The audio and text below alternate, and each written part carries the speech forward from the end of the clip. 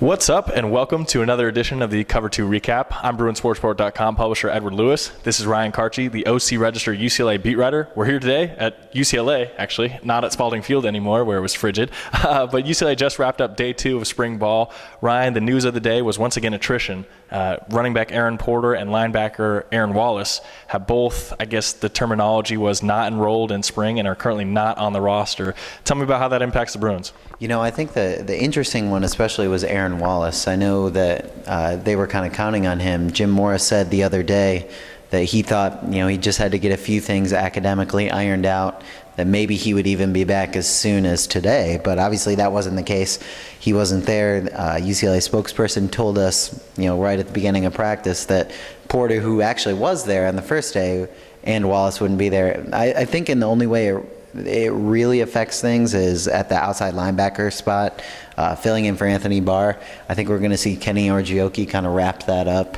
At this point, I know Wallace came in with maybe a little bit more experience. He was a little bit more consistent than Orgioki was.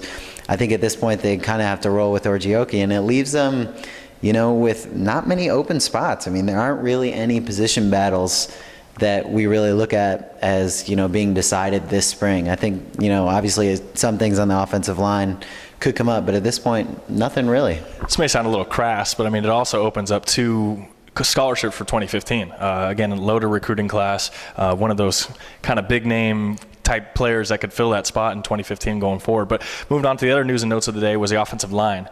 Malcolm Bunch didn't come back. Neither did Connor McDermott or Simon Goins. Yet the offensive line still looked pretty good with Caleb Benenoch moving to left tackle. Tell me about some of the news and notes and what you thought of today.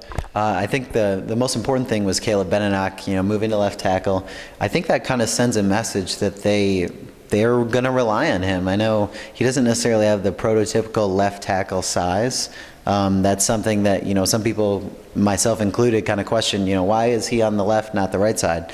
But he's kind of transformed his body, and he's looked great, in my opinion, in the 2 days that we saw him.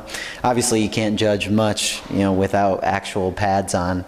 But he looks good. I know he said he's down to 315 pounds. Sounds like the plan is, going forward for him to start in that spot that would have probably been Torian White's had he not been dismissed. But, I think Powasi Moala, I think it's kind of interesting for him.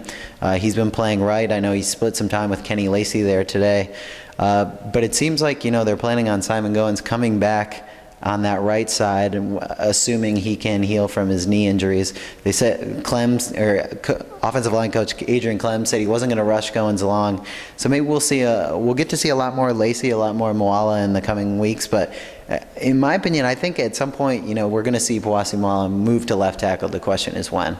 Going back to Benenoch, I mean, we interviewed him afterwards, and he had his, cut shirt on, and he literally has stretch marks on his shoulders from such rapid growth of muscles in his shoulders and his back and his lats. And just seeing his growth from, like Clem said, a 350-pound, belly-hanging senior in high school to a 315-pound cut, muscular left tackle. It sounds like that's going to be his permanent move, playing left tackle with Simon Goins being on the right.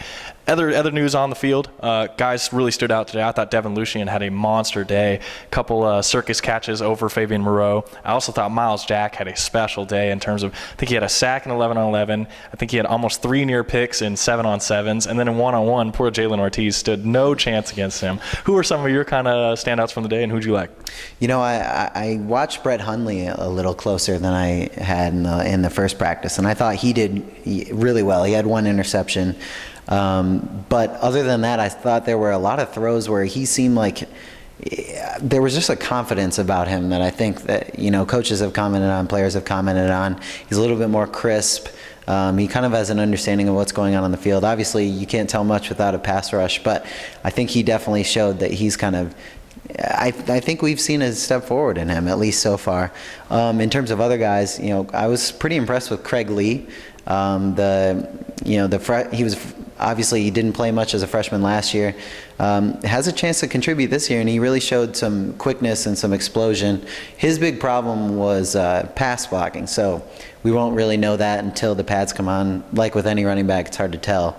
But he impressed me in limited work today, and I thought Nate Esse, he was already kind of a physical specimen, moved full on to that kind of fullback role. He looked great catching passes. He looks like he's got the body to really block. I think he's going to definitely make some kind of impact, whether it's out of the backfield catching balls or even just blocking for any of the running backs. So he really impressed me. That'll wrap up our coverage from today, UCLA's second day of spring ball. For the 3rd, the 4th, and the 15th, all month long, you can follow him on Twitter at Ryan_Karchi and at OCRegister.com. As always, you can follow me at EdwardLewisBSR and at BruinSportsport.com. Until the next time, thanks for tuning in to the Cover 2 Recap.